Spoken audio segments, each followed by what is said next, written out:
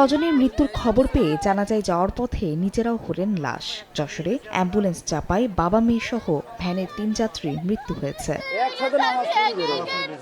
বুধবার সকালে বোনের জানাজায় অংশ নিতে ইঞ্জিন চালিত ভ্যানে করে যশোরের ঝিকরগাছার নাভারণ গ্রামে যাচ্ছিলেন হালিমা খাতুন, তার স্বামী হাসান ইকবাল এবং ১২ বছরের মেয়ে রত্না।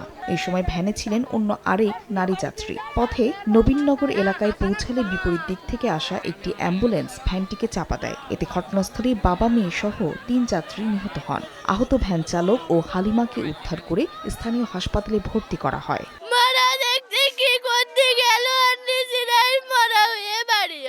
অ্যাম্বুলেন্স গাড়ি পাংচার হয়ে গেছিল, চাকা মারা যাওয়ার পরে ওই গাড়ি কন্ট্রোল করতে পারেনি, তখন গাড়িটা মেরে দেয়।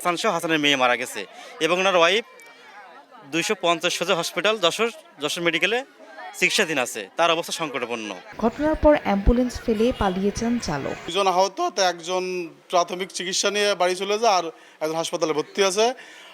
ঘটনার পরপরই অ্যাম্বুলেন্স চালক পলাতক। আমাদের অ্যাম্বুলেন্সটা বর্তমানে আমাদের হেফাজতে আছে। হতাহতদের গ্রামের বাড়ি ঝিকরগাছা উপজেলায়। সময় সংবাদ, যশোর।